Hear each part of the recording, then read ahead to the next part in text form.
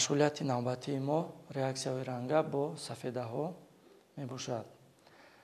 Чӣ хеле ки бар шумо маълум аст, сафедаҳо пайвастагиҳои калон молекулаи органикӣ буда, массаи молекулавии хеле калон дошта аз алфа аминокислотаҳо таркиб ёфтаанд ва дар сохтори сафедаҳо 20 алфа аминокислота иштирок мекунад. бо истифода аз реаксияҳои ранга муайян кардани бандҳои пептидии таркиби сафедаҳо хеле мувофиқ мебошад. ҳангоми ба реаксия дохил шудани аминокислотаҳо байни ҳам ҳосилшавии бандҳои пептидӣ ба вуҷуд меояд, ки яке аз хосиятҳои муҳимтарини сафедаҳо ба ҳисоб меравад. бандҳои пептидӣ дар сохтори сафедаҳо устувории сафедаро таъмин мекунанд ва бо истифода аз реаксияи биурет муайян кардани банди пептидӣ хеле мувофиқ мебошад. реаксияи биурет дар таркиби сафеда мавҷуд будани бандҳои пептидиро нишон медиҳад, ки дар вақти таъсири гурӯҳҳои аминӣ ва карбоксилии аминокислотаҳои алоҳида ва таъсири пайвастагиҳои химиявӣ бо ҳосил шудани як молекулаи об ба вуҷуд меояд. реаксияи биурет дар натиҷаи таъсири маҳлули ишқори натрий ва сулфати мис, ки ранги кабути бунафш ба ӯ хос мебошад, ба вуҷуд омада дар натиҷа муайян кардани бандҳои пептидиро нишон медиҳад. рафти кор чунин ҷараён мегирад. маҳлули сафеда ин маҳлули албумин мебошад, ки барои муайян кардани бандҳои пептидӣ хеле мувофиқ аст. дар муайяншавии бандҳои пептидӣ иштироки якчанд аминокислотаҳо бисёр муҳим аст ва маҳлули сафедаи мо маҳлули албумин мебошад, ки дар ҷараёни таҷриба мо дар асоси пайдошавии ранги кабути бунафш банди пептидиро мушоҳида карда метавонем. хуб, барои ин мо бояд тахминан ба 1 ё 2 миллилитр маҳлули сафеда, баъдан ба он маҳлули 10% ишқори натрий илова мекунем. анакун мо тахминан 1 миллилитр маҳлули сафедаро гирифтем, ки дар аввал ранги он тира ранг мебошад. яъне чӣ хеле ки агар шумо мушоҳида карда истодед, рангаш тира ранг мебошад. дигар принсипи кори озмоиши лаборатория ҳамин аст, ки ҳангоми истифодаи маҳлулҳо мо бояд, ки ҳамин қисмати иловагии дозаторро иваз намоем. хуб, ба маҳлули сафеда мо бояд ишқори натрий 10% илова намоем. ин маҳлули 10% ишқори натрий мебошад.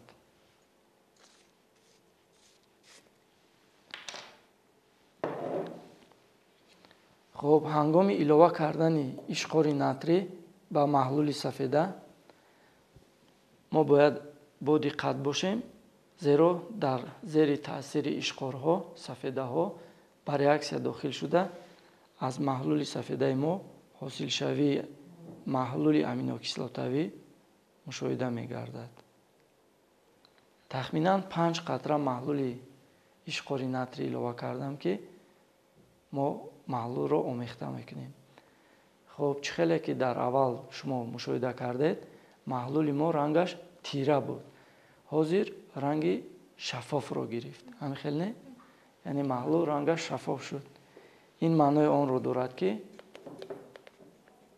дар зери таъсири ишқор сафедаҳо ба маҳлули аминокислотавӣ табдил ёфтанд. акнун ба болои маҳлули гомогенати ҳосил шуда мо сулфати миси 1% илова мекунем.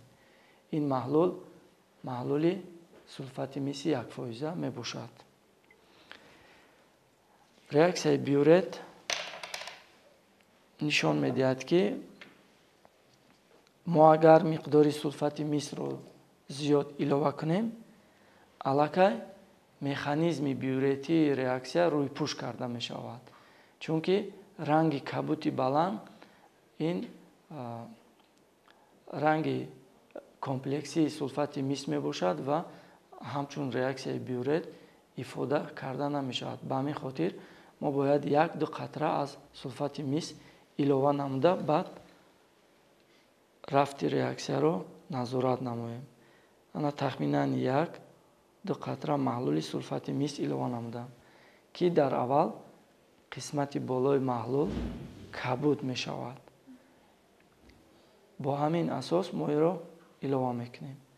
ҳангоми илова кардан аллакай маълум шуд ки ранги бунафш ба вуҷуд омад. хоб боз як қатраи дигар ҳам илова мекунем. хоб боз омехта мекунем. ҳангоми омехта кардан аллакай маълум гардид ки ранги маҳлули мо ранги бунафш гирифт. ин маънои онро дорад ки дар сохтори сафеда мавҷудияти бандҳои пептидӣ мушоҳида карда мешавад ва ин реаксияи сифатӣ мебошад. ва дар ҳамин асос ҳамин ранг танҳо ба реаксияи биурет хос мебошад дар пайвастагиҳои органикӣ. барои муайян кардани сафедаҳо ҳамчунин реаксияҳои дигари ранга мавҷуд аст ки дар асоси ин реаксияҳои ранга дигар хосиятҳои сафедаҳо муайян карда мешавад. ва чӣ хеле ки ба шумо маълум аст, сафедаҳо аз альфа аминокислотаҳо таркиб ёфтаанд ва реаксияи навбатии ранга ин реаксияи нингидринӣ бо альфа аминокислотаҳо мебошад. яъне ин нишон медиҳад ки тавассути ин реаксия мо муайян карда метавонем ки дар ҳақиқат дар таркиби сафедаҳо альфа аминокислотаҳо мавҷуд ҳастанд ё не. бо ҳамин маъно мо боз аз маҳлули сафедаи албумин мегирем.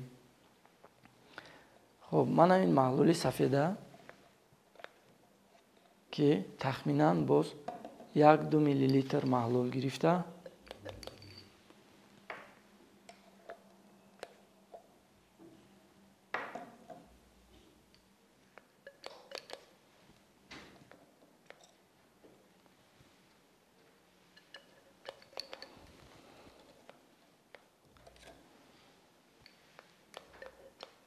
хобан акнун мо боз маҳлули сафедаи албуминро гирифтем ки тахминан 1-1.5 миллилитрро дар бар мегирад ва ба маҳлули сафеда мо бояд аз маҳлули консентронидаи нитрати аммонӣ илова намоем. хоб яке аз принсипи корҳои лабораторӣ ин аст ки дар ҷараёни корҳои лабораторӣ мо аз омехтакунии маҳлулҳое ки кислотаҳо ҳастанд, ишқорҳо ҳастанд, принсипи иловаи ҳар як маҳлулро ба маҳлули дигар бояд ки риоя намоем. ва аз сабабе ки ин кислотаи қавӣ аст, дар ҷараёни кор мо аз яъне қисмати иловагии дозатор тозаашро истифода бурда дар натиҷа ба воситаи девори пробирка кислотаи нитрати консентронидаро илова менамоем.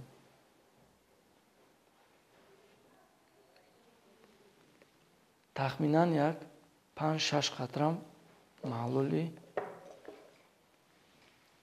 кислотаи нитрат илова намудам. хоб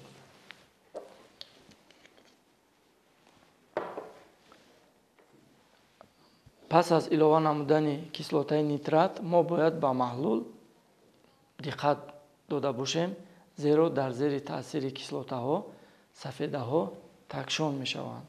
яъне дар пробиркаи мо аллакай таҳшоншавии сафеда хеле хуб ба назар мерасад. яъне чӣ хеле ки шумо дидаистен дар охири пробирка як такшони абрмонанд ба вуҷуд омад. хуб акнун ба болои ҳамин маҳлули пайдо шуда мо маҳлулро омехта мекунем ва ба маҳлул боз аз маҳлули 10% ишқори натрий, яъне сафедаҳо дар зери таъсири кислотаҳо низ вайрон шуда денатуратсия мешаванд ва ин маҳлули ишқори натрии 10%. хуб ҳангоми илова намудани маҳлули 10% ишқори натрий барои муайян кардани реаксияҳои ранга, махсусан барои реаксияи нингидринӣ ки алфа аминокислотаҳоро ошкор мекунад, пайдошавии ранги кабути бунафш хос мебошад ва мо манамини боз якчанд қатра ишқори натрии 10%-ро илова намудем. хуб чӣ хеле ки маълум аст, яъне аллакай боз пайдошавии рангро мушоҳида кардан мумкин аст ва ҳатман мо инро гарм мекунем. хуб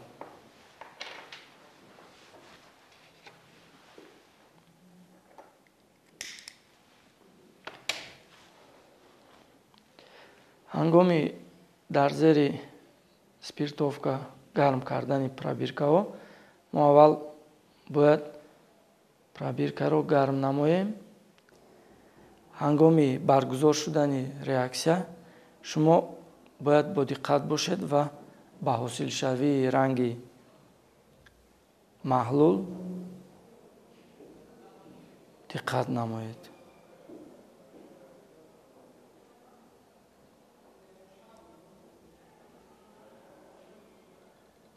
хуб аллакай дар қисмати болои пробирка ҳалқаи бунафш ба вуҷуд омад ки ҳозир пурра ба ранги кабути бунафш табдилшавии онро мушоҳида кардан мумкин аст. хуб яъне мо то ба ҷӯш омадани маҳлули пробиркаро гарм намудем ва дар натиҷа ранги кабути бунафш ҳосил шуд ва ин ранг ба алфа аминокислотаҳо хос мебошад ки ба воситаи реаксияҳои нингидринӣ муайян кардан имкон дорад. хуб ин реаксия ҳам ба анҷом расид. акнун реаксияи сеюм.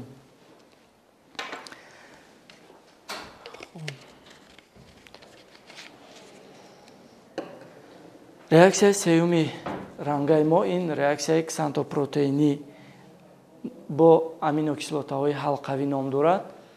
шумо медонед ки аминокислотаҳо якчанд аминокислотаҳое ҳастанд ки дар сохтори онҳо ҳалқаҳои бензолӣ мавҷуд аст. ба ин аминокислотаҳо триптофан, фенилаланин дохил мешаванд ва ба воситаи реаксияи ксантопротеинӣ мавҷудияти аминокислотаҳои ҳалқавиро муайян кардан имкон дорад. дар ҳамин асос мо боз аз маҳлули сафеда мегирем. тахминан боз 1-2 мл маҳлул гирифта барои муайян кардани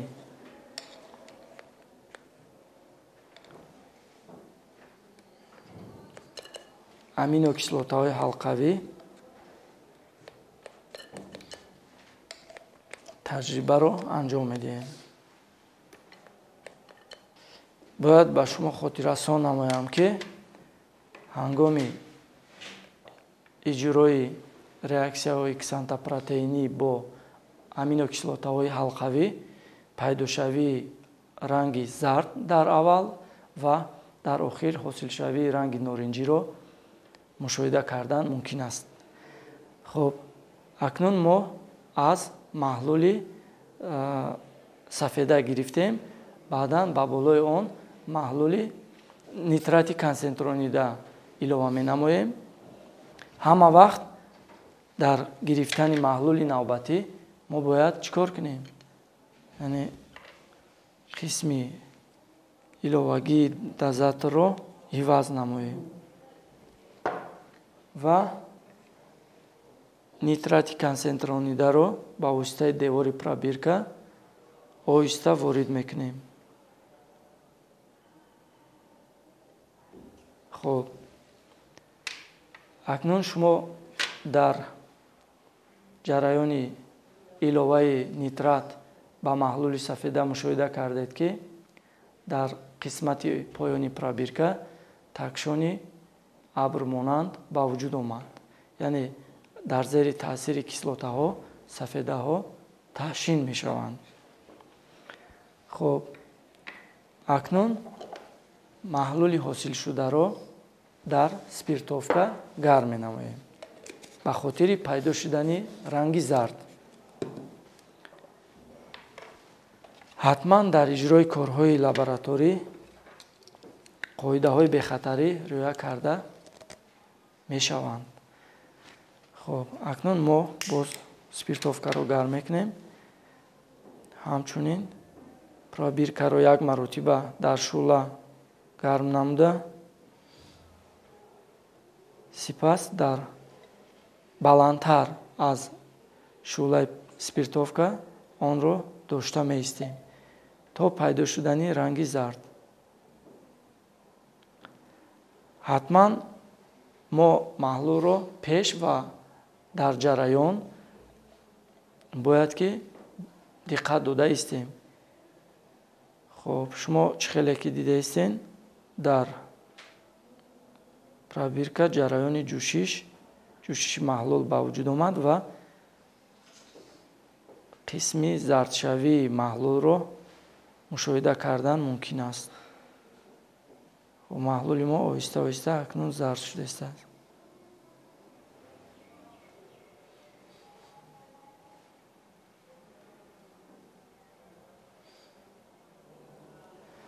хуб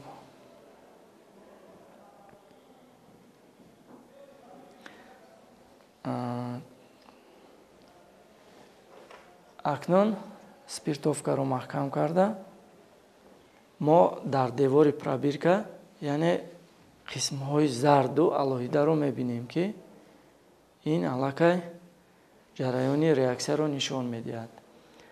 баъдан якчанд дақиқа то камтар хунук шудани пробирка мо интизор мешавем ки аллакай зардшавии рангро мушоҳида кардан мумкин аст. ба шумо аллакай маълум шуд ки ранги пробиркаи мо зард шуд. яъне ба воситаи дастам мумкин аст ки мо ҳарорати пробиркаро оҳистаак нигоҳ кунем. хуб акнун пробиркаи мо омода аст ки мо ба болои он аз маҳлули 10% ишқори натрий илова намоем.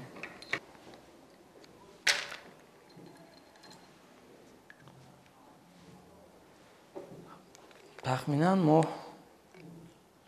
маҳлули ишқори натрий мегирем ва ба болои маҳлули рангаш зард илова менамоем.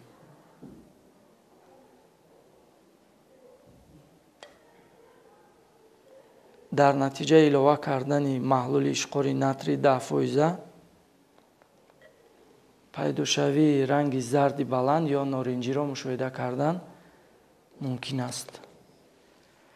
хуб чӣ хеле ки баъд аз иловаи маҳлули 10% ишқори натрий ба шумо маълум шуд, дар девори пробирка пайдошавии ранги зарди баланд ё норинҷиро мушоҳида кардан мумкин аст ки ин аз мавҷудияти намакҳои натри динитротриозин шаҳодат медиҳад ва ин реаксияи ксантопротеинӣ бо аминокислотаҳои ҳалқавӣ ном дорад.